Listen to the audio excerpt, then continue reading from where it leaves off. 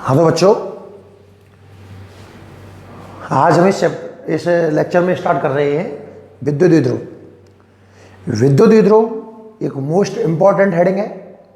पहले चैप्टर में सबसे इम्पॉर्टेंट हेडिंग विद्युत द्विध्रुव ही है, ठीक है ना। बहुत ध्यान से पढ़ना, आज का लेक्चर सबसे मोस्ट इम्पॉर्टेंट है। शब्द से ही हम उसकी डेफिनेशन बनाने का प्रयास करेंगे। विद्युत द्विध्रुव, विद्युत का मतलब यहां पर आवेश से है, ठीक है। और द्वि का मतलब होता है दो, और ध्रुव का मतलब मान लीजिए श्रेय टाइप में कि दो श्रेय होंगे जिन पर आवेश रखे होंगे, दो श्रेय होंगे जिन पर क्या रखे होंगे, आवेश। उनकी कुछ विशेषताएं भी हैं। मतलब एक ऐसा सिस्टम बनाया जाए जिसमें कितने आवेश हों, दो। यहां Q तो यहां भी Q, मतलब परिमाण समान हो। पहली बात, आवेशों के परिमाण कैसे हों, समान। और क्या हो, एक ऋणावेश है तो दूसरा धनावेश हो। मतलब जो उनकी प्रकृति है वो विपरीत हो। परिमाण तो कैसे हो, समान, और प्रकृति कैसी हो, विपरीत। और जो बीच की दूरी है वो बहुत स्मॉल होनी चाहिए, बहुत अल्प होनी चाहिए। जैसे कि अच्छा, इस दूरी को आप आगे देखोगे कि मैं हाफ किया करूंगा, फिर स्क्वायर स्क्वायर क्या करूंगा, तो थोड़ी हमारी सहायता के लिए हम इस दूरी को मान लेते हैं 2a। आप d मान सकते हो, r मान सकते हो। स्टैंडर्ड 2a है तो मैंने 2a ले लिया।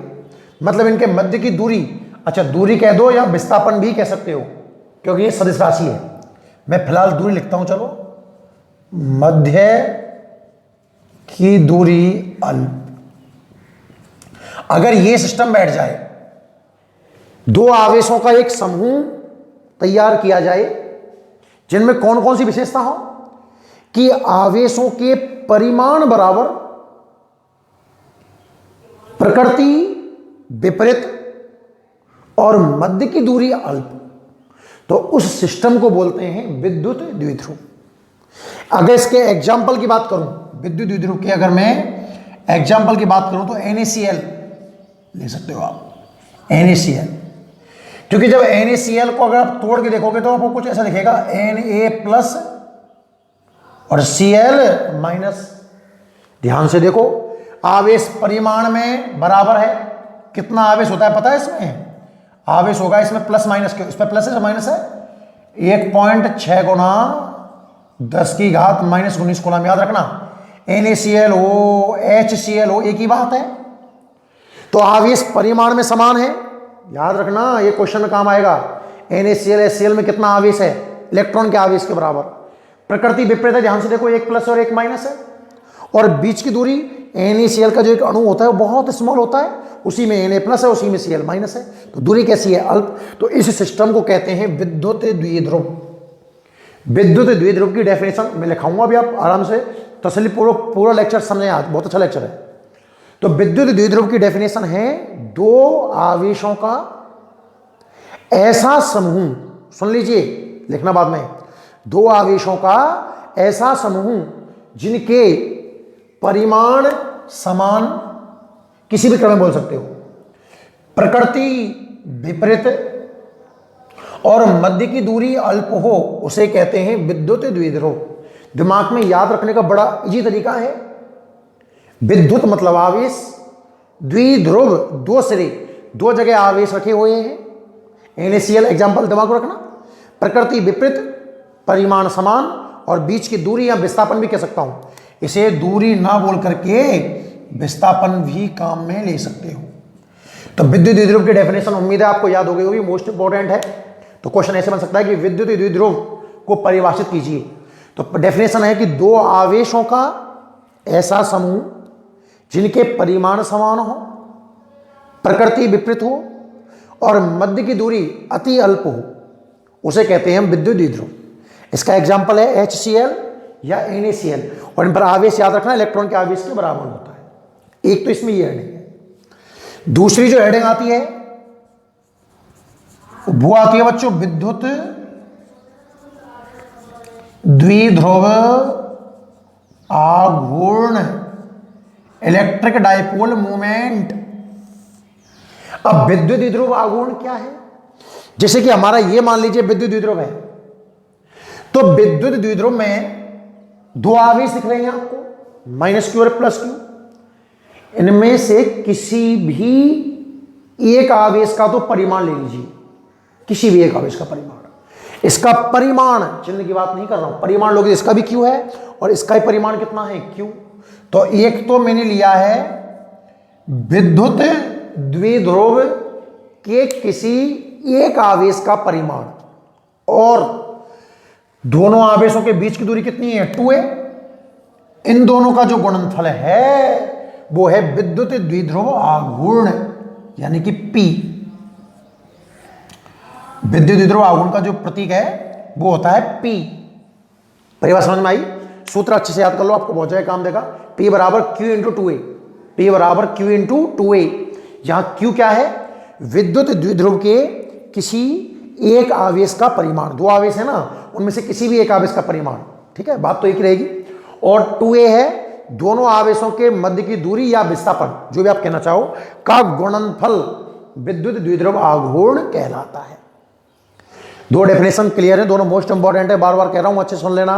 विद्युत द्विध्रुव किसे कहते हैं? दो आवेशों का ऐसा समूह जिनके परिमाण समान हो, प्रकृति विपरीत हो और उनके मध्य की दूरी अति अल्प हो, उसे कहते हैं विद्युत द्विध्रुव, ठीक है। एग्जाम्पल NaCl या HCl, और इन पर आवेश आपको याद हो गया इलेक्ट्रॉन के आवेश के बराबर। और विद्युत द्विध्रुव आघूर्ण कि विद्युत द्विध्रुव के किसी एक आवेश का परिमाण, दो आवेश है ना, उनमें से किसी भी एक आवेश का परिमाण और दोनों आवेशों के मध्य के विस्थापन का गुणनफल। शुद्ध दिमाग में रखो, Q इंटू 2a। Q किसी भी एक आवेश का परिमाण और 2a मध्य का विस्थापन, इन दोनों का गुणनफल कहलाता है विद्युत द्विध्रुव आघूर्ण। क्लियर है? सदिश राशि है ये। विद्युत द्विध्रुव आघूर्ण कैसी राशि है? सदिश। और अगर सदिश राशि की बात कर रहा हूं तो भैया दिशा भी होगी ना, और विद्युत द्विध्रुव आघूर्ण की दिशा होती है ऋणावेश से धनावेश की ओर, नेगेटिव टू पॉजिटिव। सदिश राशि है, इसकी दिशा होती है ऋणावेश से धनावेश की ओर। तो इस सूत्र को आप सदिश रूप में ऐसे भी लिख सकते हो, P वेक्टर बराबर Q इंटू 2a वेक्टर। मैंने कहा था ना विस्थापन बिना हम ले सकता हूं, ये हो गया। मात्रक की बात की जाए, मात्रक तो ध्यान से देख लो, इसमें क्या है? आवेश का मात्रक क्या होगा? कूलाम, और दूरी का मात्रक क्या होगा? मीटर। तो इसका जो मात्रक आता है वो आता है बच्चों coulomb into metre, CM। CM का मतलब चीफ मिनिस्टर नहीं है, CM का मतलब है कूलाम इंटू मीटर। और अगर बात करें बेमा की, बात की जाए बेमा की, तो बच्चों बेमा कूलाम की तो होती है A1 T1 और मीटर की L1। अगर पूरी बेमा लिखूं तो M0 L1 T1 A1। ये कहानी समझ में आ रही है कि नहीं आ रही बताइए, ध्यान से देखिए। दो हेडिंग क्लियर हो जानी चाहिए अब तक कि विद्युत द्विध्रुव क्या है और विद्युत द्विध्रुव आघूर्ण क्या है। विद्युत द्विध्रुव दो आवेशों का समूह है जिनके परिमाण समान हैं, आवेशों के परिमाण समान हैं, प्रकृतियां विपरीत हैं और मध्य का विस्थापन या मध्य की दूरी अति अल्प है, उसे कहते हैं विद्युत द्विध्रुव। NaCl HCl इसके एग्जाम्पल है। विद्युत द्विध्रुव आघूर्ण क्या है? सूत्र रट लो, P बराबर Q गुना 2a। द्विध्रुव के किसी एक आवेश का परिमाण और दोनों आवेशों के मध्य का जो विस्थापन है उसका गुणनफल विद्युत द्विध्रुव आघूर्ण कहलाता है। P बराबर Q गुना 2a, वेक्टर फॉर्म ये हो जाएगी। सदिश राशि है, दिशा ऋणावेश से धनावेश हो जाएगी, मात्रक कूलाम इंटू मीटर हो जाएगा, बेमा हम निकाल लेंगे। कहानी क्लियर? विद्युत द्विध्रुव में ही दो नाम और आते हैं जिनकी हमें बार बार जरूरत पड़ेगी।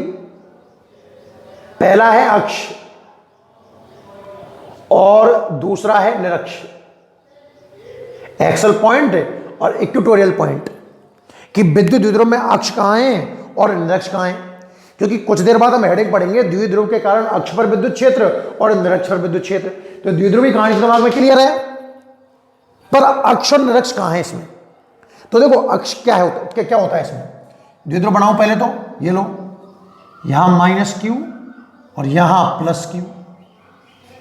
ये कोई मध्य बिंदु मान लिया, द्विध्रुव का नाम चलो ए भी नाम दे दो इसका, और मध्य बिंदु क्या मान लिया ओ। तो कुल दूरी कितनी थी 2a, और मध्य बिंदु मान लिया है तो ये लो क्या हो जाएगा a, और ये भी कितनी हो जाएगी a। बात वही है, कैसे बना दो कोई टेंशन नहीं है। अक्ष कहां है, द्विध्रुव का अक्ष कहां है, अक्ष है दोनों आवेशों को मिलाने वाली ये सीधी रेखा। जो दो आवेश हैं ए और बी, इनको डैश डैश करते हुए अगर मैं अनंत तक मिला दूं तो इन दोनों आवेशों को मिलाने वाली जो एक सीधी रेखा है वो कहलाती है अक्ष। क्लियर। और निरक्ष कहां है, निरक्ष अक्ष के लंबवत है, तो अक्ष के लंबवत तो बहुत सारी लाइन हो सकती है, अक्ष के लंबवत पर मध्य बिंदु से जो गुजरने वाली रेखा है ये निरक्ष। तो बच्चों द्विध्रुव में ये तो होता है अक्ष और ये होता है निरक्ष, याद रखिएगा। अक्ष तो आवेशों को मिलाने वाली सीधी रेखा है और निरक्ष अक्ष के लंबवत है और कहां से गुजरती है, मध्य बिंदु से।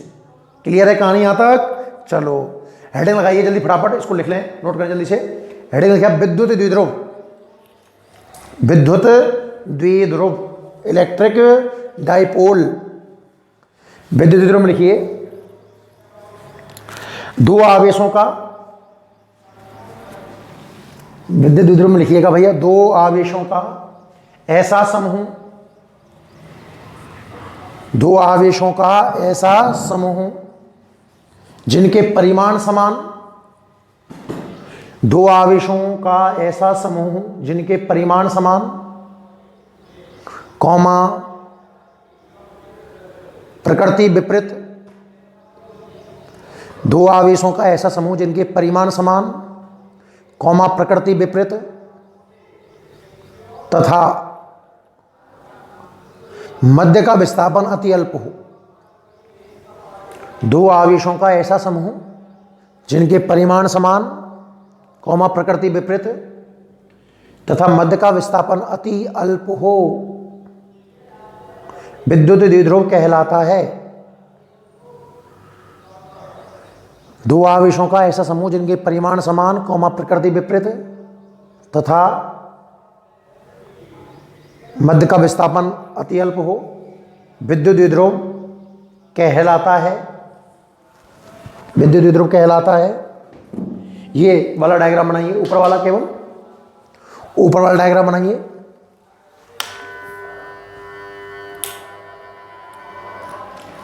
ऊपर वाला डायग्राम बनाइए, ठीक है। और इसका एग्जांपल लिखिए NaCl HCl, NaCl HCl, NaCl HCl, ठीक है।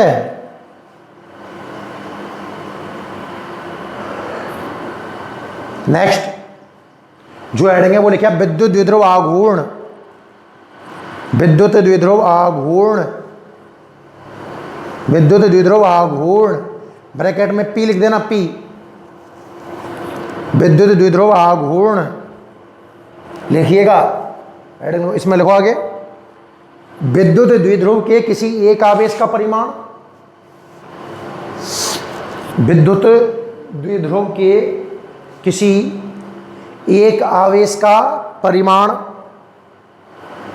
विद्युत द्विध्रुव के किसी एक आवेश का परिमाण तथा विद्युत द्विध्रुव के किसी एक आवेश का परिमाण तथा दोनों आवेशों के मध्य के विस्थापन का गुणनफल, विद्युत द्विध्रुव के किसी एक आवेश का परिमाण तथा दोनों आवेशों के मध्य के विस्थापन का गुणनफल, विद्युत द्विध्रुव के किसी एक आवेश का परिमाण तथा दोनों आवेशों के मध्य के विस्थापन का गुणनफल, विस्थापन का गुणनफल विद्युत द्विध्रुव आघूर्ण कहलाता है। विद्युत द्विध्रुव के किसी एक आवेश का परिमाण और दोनों आवेशों के मध्य के विस्थापन का गुणनफल विद्युत द्विध्रुव आघूर्ण कहलाता है, विद्युत द्विध्रुव आघूर्ण कहलाता है। सूत्र लिखिएगा P बराबर Q गुना 2A, P बराबर Q गुना 2A, दोनों रूप लिख लो। सदिश सदिश रूप दोनों रख लीजिए। ठीक है, नई लाइन से डैश लगाइए। देखो यह है सदिश राशि है, जो विद्युत द्विध्रुव आघूर्ण है वो कैसी राशि है? सदिश। तो लिखिएगा यह है सदिश राशि है जिसकी दिशा ऋणावेश से धनावेश की ओर होती है। यह सदिश राशि है जिसकी दिशा ऋणावेश से धनावेश की ओर होती है। ठीक है, नीचे मात्रक लिखो कूलाम इंटू मीटर, मात्रक लिखो कूलाम इंटू मीटर, और विमा भी लिख लें, बनाओ जल्दी से।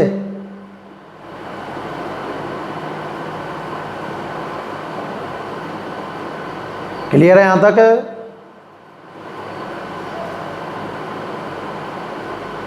ठीक है, चलो स्टार लगाओ नीचे और हेडिंग लगाओ अक्ष। अक्ष या सिंपल अक्ष ना बोल करके अनुदैर्ध्य अक्ष कह दे, एक ही बात है। अक्ष या ब्रैकेट में अनुदैर्ध्य अक्ष, दो होते हैं ना, अनुदैर्ध्य अनुप्रस्थ। तो अनु अक्ष या अनुदैर्ध्य अक्ष, इसमें लिखो द्विध्रुव के दोनों आवेशों को मिलाने वाली सीधी रेखा, द्विध्रुव के दोनों आवेशों को मिलाने वाली सीधी रेखा अक्ष कहलाती है। द्विध्रुव के दोनों आवेशों को मिलाने वाली सीधी रेखा अक्ष कहलाती है। फिर हेडिंग लगाओ अगली, स्टार लगा करके। इसके कई नाम हैं, निरक्ष या विषुवतीय तल,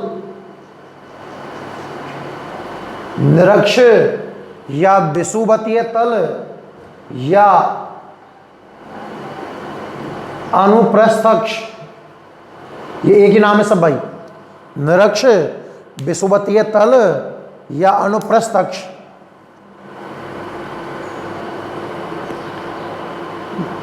इसमें लिखो अक्ष के लंबवत, अक्ष के लंबवत मध्य बिंदु से गुजरने वाली रेखा, अक्ष के लंबवत मध्य बिंदु से गुजरने वाली रेखा, अक्ष के लंबवत मध्य बिंदु से गुजरने वाली रेखा निरक्ष कहलाती है।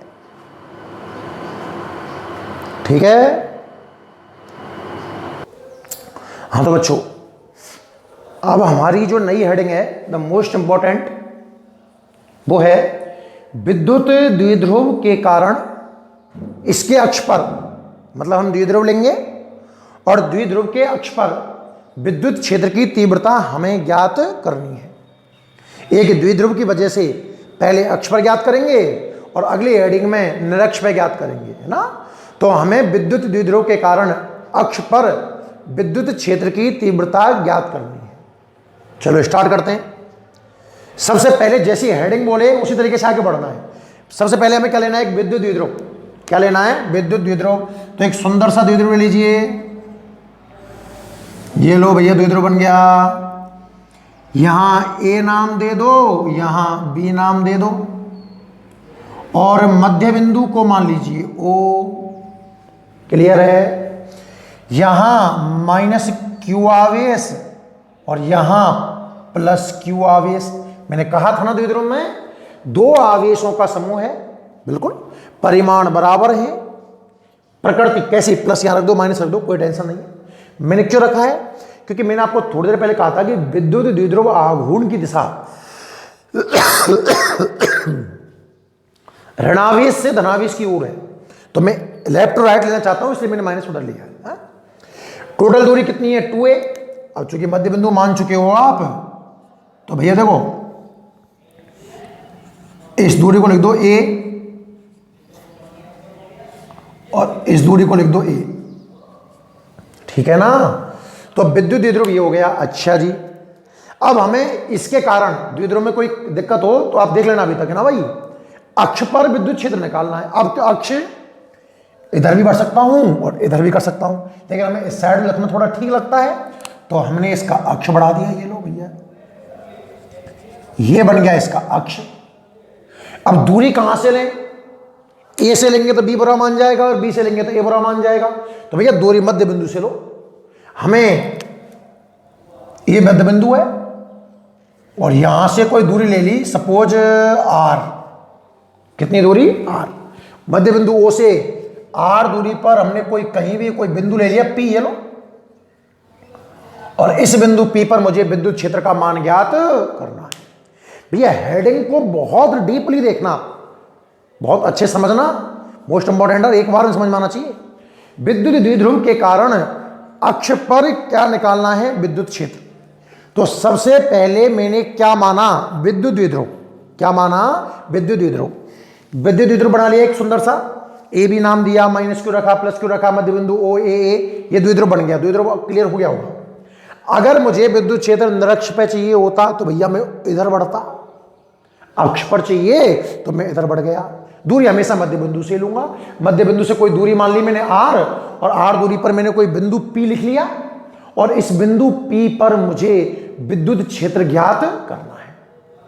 अच्छा, ये देखिए कि इस सिस्टम में पी पर विद्युत क्षेत्र कौन कौन बना सकता है। तो आपको दिख रहा होगा कि एक तो ए पर आवेश है, जो ए पर आवेश है वो बिंदु पी पर विद्युत क्षेत्र बनाएगा, और एक बी पर आवेश है वो पी पर विद्युत क्षेत्र बनाएगा। ए पर जो आवेश है वो ऋणावेश है।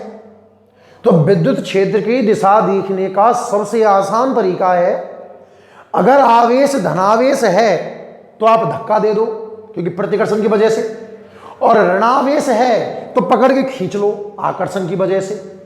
तो इस पॉइंट पी पर ए और बी दोनों आवेशों के कारण विद्युत क्षेत्र बनने हैं। ए पर जो आवेश है वो ऋणावेश है, तो ऋणावेश तो अट्रैक्ट करेगा, मतलब खींचेगा।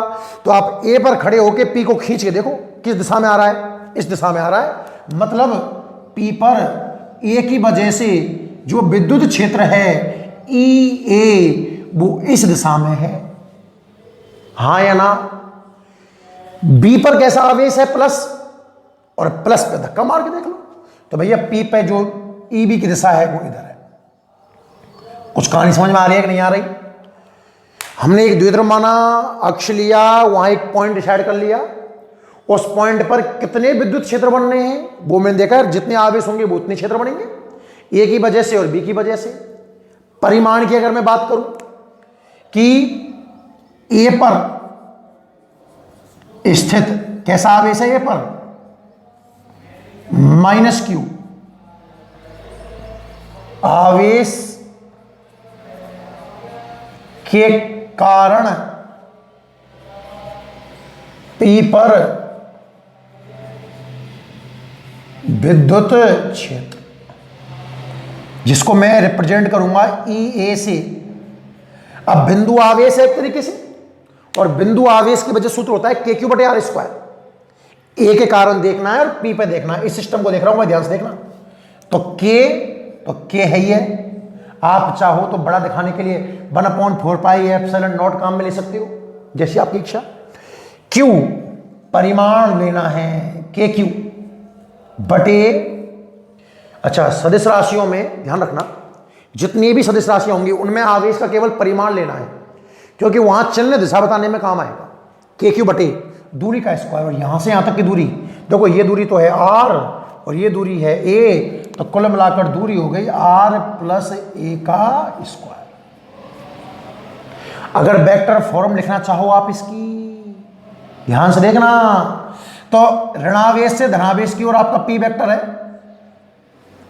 ई ए जो है ई ए इधर है और पी वेक्टर इधर है, तो ये पी वेक्टर के अपोजिट है, पी वेक्टर के अपोजिट है, इसलिए माइनस का पी कैप काम में लेते हैं।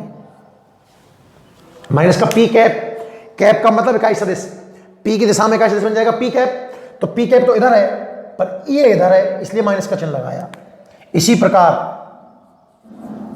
बी पर स्थित कैसा आवेश है, प्लस क्यू, आवेश के कारण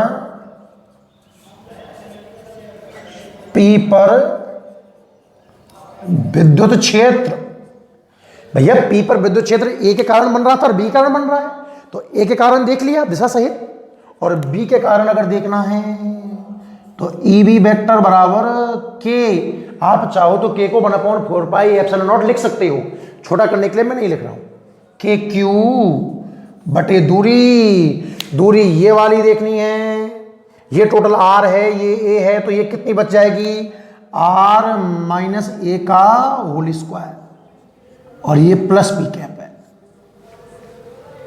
क्लियर है?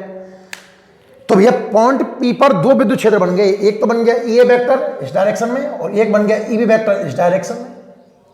अध्यारोपण का सिद्धांत लगा दीजिए, सदिश योग के बराबर मैंने कहा था आपको, तो अध्यारोपण के सिद्धांत से, अध्यारोपण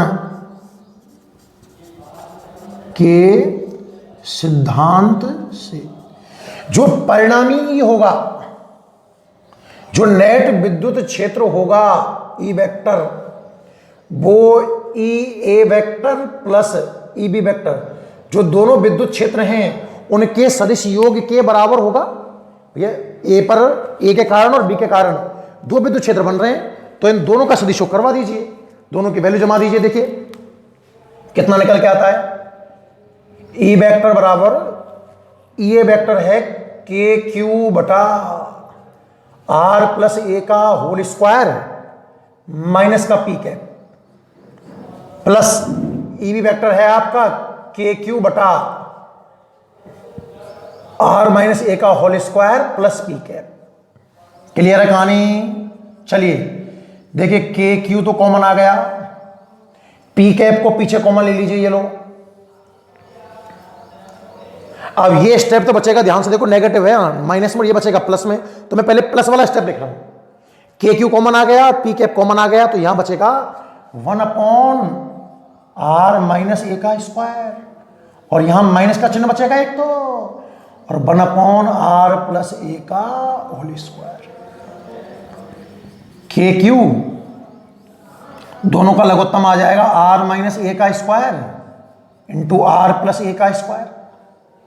आर माइनस का स्क्वायर का भाग गया तो आर प्लस ए का स्क्वायर बच गया, और प्लस वाले का भाग गया तो माइनस वाला बच गया, पी कैप।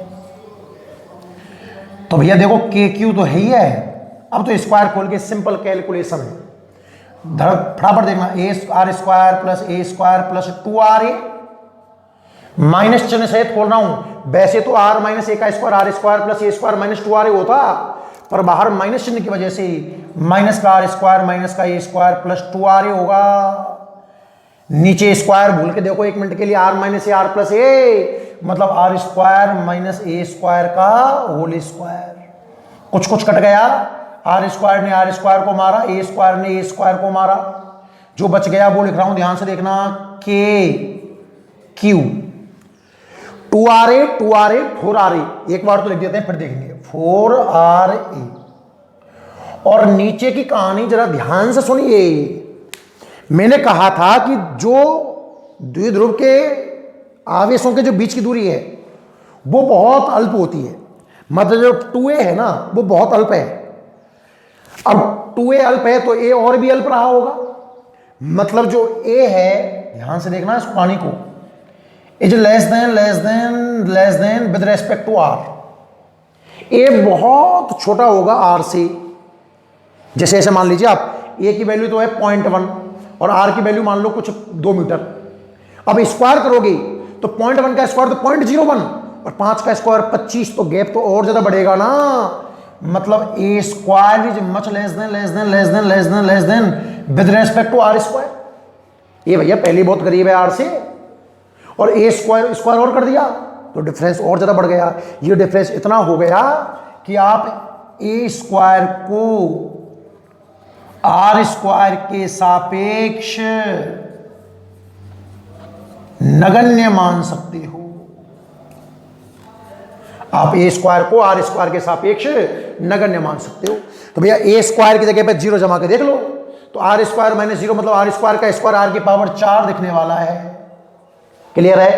एक आर ने आर की पावर 3 बच गई नीचे।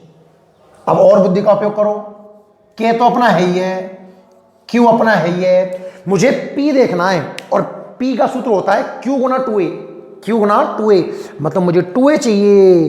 तो देखो इस 4 को मैंने 2 गुना 2 लिखा, 1 2 ले लिया आगे और 1 2 लिख लिया, यहां बात तो वही है ना। और इनटू में कितना है a और नीचे कितना है आर क्यू, और साइड में लिख रहा हूं कि भैया क्यू गुना 2a होता है p। अच्छा साथ में p कैप और चल रहा है, p कैप और p कैप। तो जो ई वेक्टर निकल के आया वो निकल के आया 2k, ये वाली चीज बन जाएगी p, 2kp upon R Q p cap. तो द्विध्रुव की वजह से अक्ष पर जो विद्युत क्षेत्र निकल के आया वो निकल के आया 2kp upon R Q p cap. अगर सिर्फ परिमाण याद रखना है तो ई वेक्टर में से ई रख लो और यहां 2kp अपॉन आर क्यू, खत्म कहानी। तो सीधा फॉर्मूला याद होना चाहिए, विद्युत द्विध्रुव की वजह से अक्ष पर कितना विद्युत क्षेत्र बनता है 2kp अपॉन आर क्यू। 2 एक कांस्टेंट संख्या है, k 9 गुणा 10 की घात 9 है ही है, p है विद्युत द्विध्रुव आघूर्ण, q गुणा 2 एक तरीके से, और r क्या है द्विध्रुव के मध्य बिंदु से उस बिंदु की दूरी जहां पर आपको विद्युत क्षेत्र ज्ञात करना है। तो ये हेडिंग थी हमारी, विद्युत द्विध्रुव की वजह से अक्ष पर विद्युत क्षेत्र ज्ञात करना। दोबारा और ढंग समझ लीजिए, मोस्ट इंपॉर्टेंट है। सबसे पहले मैंने द्विध्रुव डिजाइन किया, ए बी मध्य बिंदु ओ, यहां माइनस क्यू और प्लस क्यू, ठीक है। मध्य बिंदु से आर दूरी पर हमने एक पॉइंट लिया पी, जहां हमें विद्युत क्षेत्र ज्ञात करना था। तो इस पॉइंट पी पर 2 विद्युत क्षेत्र बन रहे हैं, ए की वजह से और बी की वजह से। ए जो माइनस है वो खींच रहा है और बी जो प्लस है वो धक्का दे रहा है। क्लियर?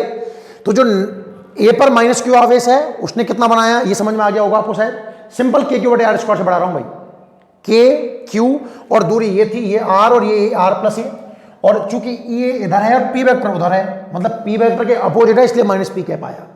ये पी दिशा में ही है, प्लस का पी कैप आ गया। अध्यारोपण लगाया, दोनों के मान जमाए, सॉल्व किया, सिंपल काटा, ये नगण्य मान के छोड़ दिया, क्यू गुना 2AP बना दिया। सिंपल आंसर है 2kp upon R Q, 2kp upon R Q. तो ये कहानी है किसकी, विद्युत द्विध्रुव के कारण कहां पर, अक्ष पर विद्युत क्षेत्र की तीव्रता की। क्लियर है? तो आप अब स्क्रीन थोड़ा सा लिखें, चलो कुछ मैं बोल देता हूं हल्का सा। हेडिंग लिखिए, विद्युत द्विध्रुव के कारण विद्युत क्षेत्र की तीव्रता, विद्युत द्विध्रुव के कारण विद्युत क्षेत्र की तीव्रता, विद्युत द्विध्रुव के कारण विद्युत क्षेत्र की तीव्रता, विद्युत द्विध्रुव के कारण विद्युत क्षेत्र की तीव्रता। ठीक है, लिखो इसमें,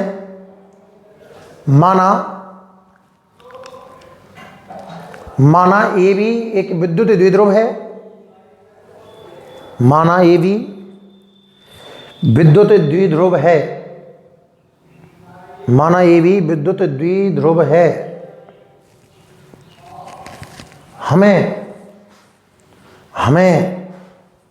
इसके मध्य बिंदु O से, हमें इसके मध्य बिंदु O से, हमें इसके मध्य बिंदु O से R स्मॉल r दूरी पर स्थित, हमें मध्य बिंदु O से स्मॉल r दूरी पर स्थित अक्षीय बिंदु P पर, हमें मध्य बिंदु O से स्मॉल r दूरी पर स्थित अक्षीय बिंदु P पर विद्युत क्षेत्र की तीव्रता का मान ज्ञात करना है। माना ए बी एक द्विध्रुव है, हमें मध्य बिंदु O से r दूरी पर स्थित अक्षीय बिंदु P पर विद्युत क्षेत्र की तीव्रता का मान ज्ञात करना है। स्क्रीन पॉज करके ये वाला डायग्राम बना लीजिए, ठीक है, बना लेंगे, और पूरा एज इट इज लिख दीजिए। स्क्रीन पॉज करके लिख लें हैं, ठीक है।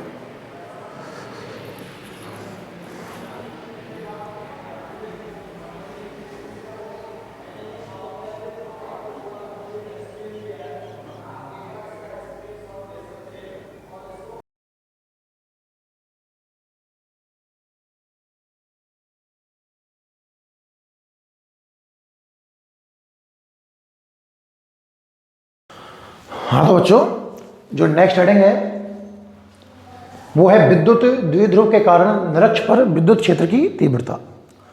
तो थोड़ी देर पहले हमने अक्ष पर क्षेत्र की तीव्रता निकाली थी जो आई है 2kp/r3, और अब हम इस द्विध्रुव के कारण निरक्ष पर विद्युत क्षेत्र की तीव्रता निकालेंगे। ठीक है, तो बिल्कुल पहले तरीके के अनुसार ही सबसे पहले हमें एक द्विध्रुव लेना होगा। द्विध्रुव, तो पहले द्विध्रुव लिया मैंने, ये लो, ये द्विध्रुव है, इसका नाम हुआ ए बी। क्लियर, इसका मध्य बिंदु हो गया मान लो O, यहां रखा हुआ है -q आवेश, यहां रखा हुआ है +q आवेश, ये दूरी है A और ये दूरी भी है A। ठीक है, द्विध्रुव बना लिया। अब निरक्ष कहाँ है? थोड़ी देर पहले मैंने अक्ष पढ़ाया था, तो ये अक्ष था निरक्ष। अक्ष के लंबवत मध्य बिंदु से गुजरने वाली रेखा होती है, तो ये हमने निरक्ष डिजाइन कर दिया। ठीक है, हमें मध्य बिंदु O से R दूरी पर, वो भी दूरी भी R ली थी मैंने मध्य बिंदु से, कोई निरक्षीय बिंदु है P, यहां हमें विद्युत क्षेत्र का मान ज्ञात करना है। क्लियर है, बिल्कुल सेम कहानी से पहले अक्ष पर विद्युत क्षेत्र निकाला था मध्य बिंदु से R दूरी पर, और अब मैंने अक्ष पर निकाल रहा हूं।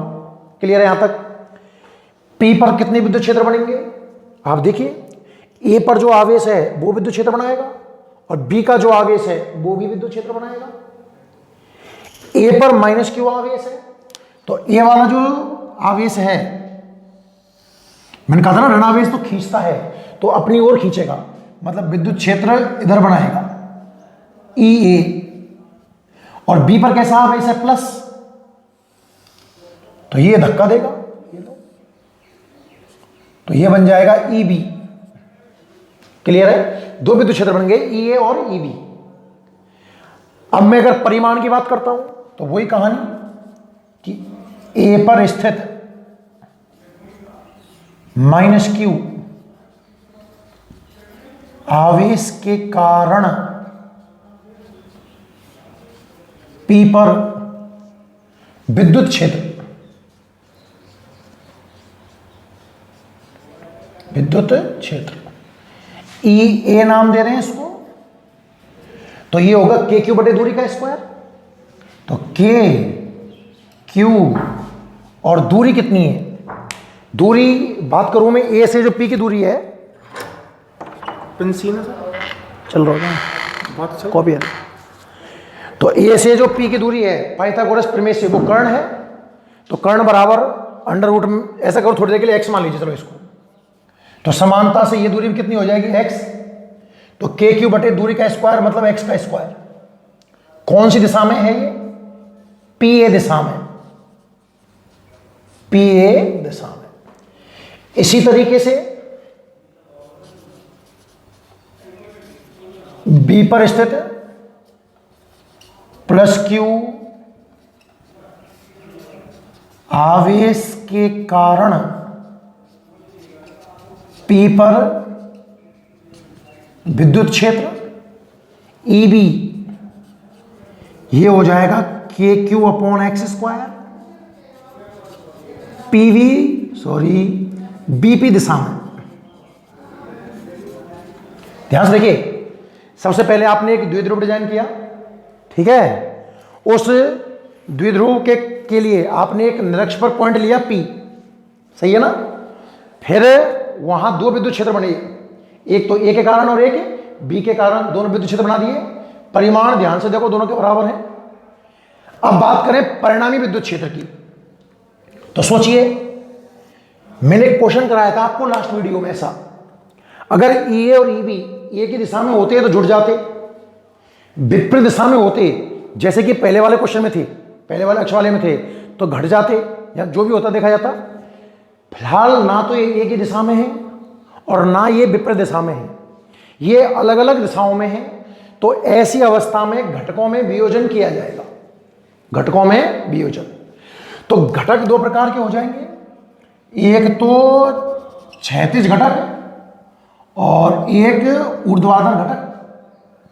माना कि ये एंगल थीटा है, समानता से ये कोण भी थीटा होगा क्योंकि दोनों ही त्रिभुज एक जैसे हैं, ये थीटा है तो ये वाला एंगल भी थीटा होगा। देखो जेड बन रहा है, एक अंतर कौन हो गए, ये थीटा है तो ये भी थीटा होगा। देखो इसका भी जेड बन रहा है, ये थीटा है तो ये भी थीटा होगा। शीर्षाभिमुख कौन है, ध्यान से देखिए।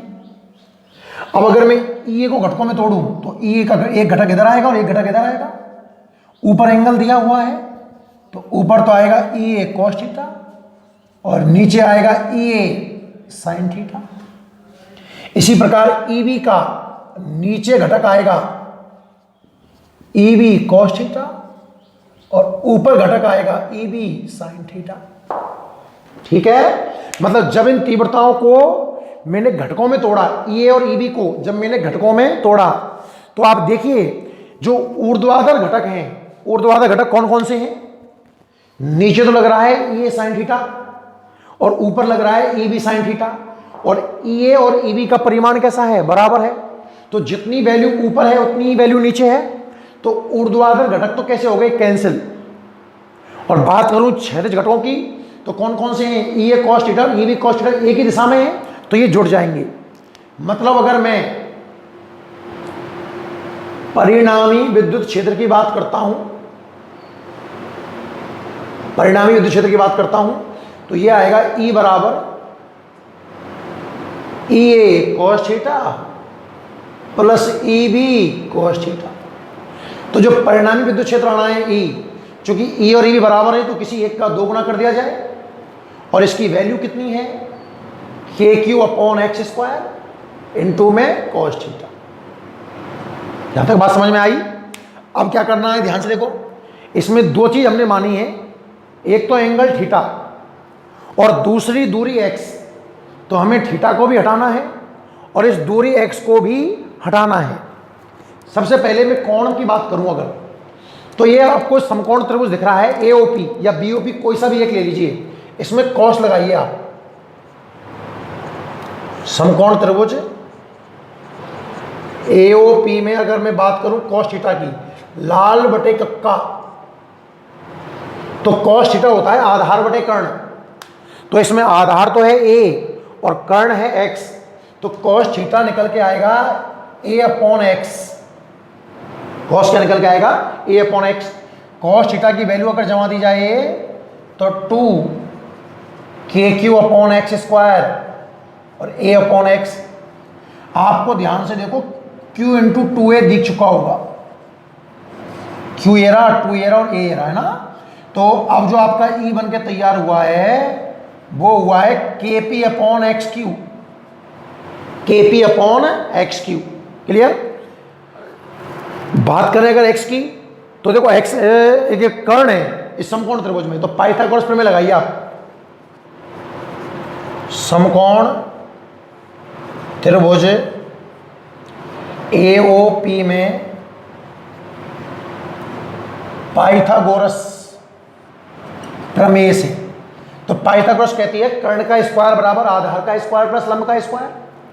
कर्ण इसमें एक्स है मतलब एक्स स्क्वायर, आधार ए है तो ए स्क्वायर और लंब आर है तो आर स्क्वायर। यहां से आप एक्स की वैल्यू निकाल लीजिए, वर्गमूल ले लो, तो ए स्क्वायर प्लस आर स्क्वायर की पावर 1/2 और घन कर दें तो एक्स क्यू निकल के आया ए स्क्वायर प्लस आर स्क्वायर की पावर 3/2। क्लियर। इस एक्स क्यू के मान को ऊपर जमा दीजिए, तो जो ई तैयार हुआ है वो निकल के आया है K P upon A square plus R square की पावर 3/2। अब इसकी वो दुखभरी कहानी कौन सी कि भैया ए पहले ही बहुत कम है आर से, स्क्वायर कर देंगे तो और कम हो जाएगा। तो क्या ए स्क्वायर को आर स्क्वायर के सापेक्ष नगण्य मान सकते हैं, और जैसे आप इसको नगण्य मानोगे तो ई बराबर आएगा के पी अपॉन ए स्क्वायर को 0 जमा दीजिए तो आर स्क्वायर की पावर 3/2, 2 ने 2 को काट दिया और ये आ गया आर क्यू। तो जो निरक्ष पर विद्युत क्षेत्र निकल के आया ये निकल के आया के पी अपॉन आर क्यू। क्या निकल के आया, के पी अपॉन आर क्यू। अक्ष पर जो क्षेत्र निकल के आया था वो निकल के आया था 2 के पी अपॉन आर क्यू, और निरक्ष पर जो निकल के आया है वो निकल के आया है K P upon R Q. कहानी क्लियर है, बहुत सरल हेडिंग है अगर ध्यान से देखी जाए तो। कुछ नहीं करना, जैसे हेडिंग बोल रही है ना उसके अकॉर्डिंग चलते जाओ, अपने आप आंसर आ जाएगा। अच्छा, ऐसी मैंने एक झलक आपको लास्ट क्वेश्चन दिखाई थी, जो लास्ट लेक्चर में जो मैंने क्वेश्चन कराया था उसका तीसरा पार्ट बिल्कुल इसकी तरह ही था। करना क्या होता है, द्विध्रुव लिया हमने, निरक्ष बिंदु P बनाया, A और B दो विद्युत क्षेत्र बन गए, दोनों की हमने वैल्यू लिख ली, ऐसे मैंने अक्ष में किया था। पर चूंकि अक्ष में विपरीत दिशा में थी तो आपने वहां दर्पण सिद्धांत लगा करके माइनस करके आंसर आ गया था। बट यहां हमने घटकों में तोड़ा और इस तरीके से सिंपल इसकी कैलकुलेशन। तो आप फटाफट से नोट करें जल्दी से, हेडिंग लिखें, विद्युत द्विध्रुव के कारण निरक्ष पर विद्युत क्षेत्र की तीव्रता, यह हेडिंग है। विद्युत द्विध्रुव के कारण निरक्ष पर विद्युत क्षेत्र की तीव्रता, विद्युत द्विध्रुव के कारण निरक्ष पर विद्युत क्षेत्र की तीव्रता। ठीक है, अच्छा लिखिए, माना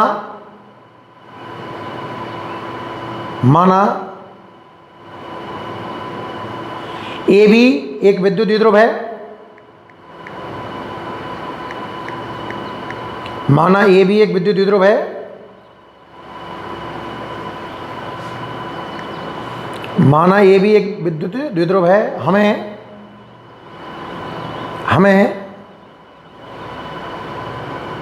मध्य बिंदु O से, हमें मध्य बिंदु O से, अरे मनोज जी, हमें मध्य बिंदु O से R दूरी पर स्थित निरक्षीय बिंदु, R दूरी पर स्थित निरक्षीय बिंदु P पर, R दूरी पर स्थित निरक्षीय बिंदु P पर विद्युत क्षेत्र की तीव्रता ज्ञात करनी है। माना AB एक विद्युत द्विध्रुव है, हमें मध्य बिंदु O से R दूरी पर स्थित निरक्षीय बिंदु P पर विद्युत क्षेत्र की तीव्रता ज्ञात करनी है, तीव्रता ज्ञात करनी है। स्क्रीन को पॉज करके ये वाला डायग्राम बनाना है, ये वाला डायग्राम, ठीक है। उसके बाद यहां तक लिखना है, स्क्रीन पॉज करके ये डायग्राम बन जाएगा। फिर ये वाला लिख लेंगे अपन, ए पर स्थित -q आवेश के कारण P पर विद्युत क्षेत्र, ये लिख लेंगे यहां तक। स्क्रीन पॉज करके ये लिख लेना है ना। इसके बाद लिखो, इसके बाद लिखना है क्या, कि जब इन तीव्रताओं को घटकों में वियोजित किया जाता है, जब इन तीव्रताओं को घटकों में वियोजित किया जाता है, जब इन तीव्रताओं को घटकों में वियोजित किया जाता है, तो मतलब ए और AB को आपने घटकों में तोड़ा तो क्या हुआ, तो ऊर्ध्व घटक समान परिमाण, तो ऊर्ध्व घटक समान परिमाण तथा विपरीत दिशा में होने के कारण, ऊर्ध्व घटक समान परिमाण तथा विपरीत दिशा में होने के कारण, ऊर्ध्व घटक समान परिमाण और विपरीत दिशा में होने के कारण निरस्त हो जाते हैं। निरस्त मतलब कैंसिल। ऊर्ध्व घटक समान परिमाण व विपरीत दिशा में होने के कारण निरस्त हो जाते हैं, निरस्त हो जाते हैं तथा क्षैतिज घटक परस्पर जुड़ जाते हैं, तथा क्षैतिज घटक परस्पर जुड़ जाते हैं। अतः ये लिखना है भाई यहां से ना, परिणामी विद्युत क्षेत्र वाली कहानी पूरी और यहां तक लिख दो। स्क्रीन पॉज करें हैं और लिख लें, ठीक है। चलिए, अगर इन दोनों में संबंध की बात करें, कि अक्ष पर विद्युत क्षेत्र और निरक्ष पर विद्युत क्षेत्र में कोई संबंध है क्या, तो आप देखोगे कि अक्ष की वैल्यू कितनी आई थी, अक्ष पर जो हमने विद्युत क्षेत्र निकाला है उसकी वैल्यू कितनी आई थी 2 kp/r³, ठीक है ना। और निरक्ष पर जो विद्युत क्षेत्र निकाला है इसकी वैल्यू कितनी आई है kp/r³। यहां से देखना, अगर एक नोट लगा लें कि ई अक्ष आया था 2 kp/r³ है ना, और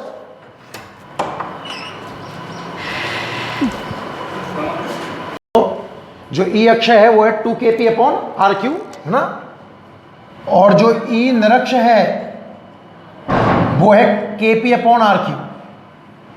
तो इन दोनों में जो संबंध है वो आएगा कि जो अक्ष का विद्युत क्षेत्र है वो दुगना होता है निरक्ष के विद्युत क्षेत्र का, ये इन दोनों में संबंध है। अगर वो अनुपात की बात करता है तो ई अक्ष और ई निरक्ष का जो अनुपात होगा वो होगा 2:1। क्लियर है। अच्छा, इसमें एक बात और है, अगर इसका सदिश रूप लिखना हो निरक्ष का सदिश रूप लिखना हो तो जो निरक्ष में भी परिणाम में आया था, आप याद करो, वो इधर आ रहा था, इस दिशा में आया था, और पी वेक्टर इधर है, अपोजिट होने की वजह से माइनस का चिन्ह आता है, ठीक है ना। तो ये कहानी थी किसकी, अक्ष की और निरक्ष की। हाँ, फटाफट इसे नोट कर लो, है ना।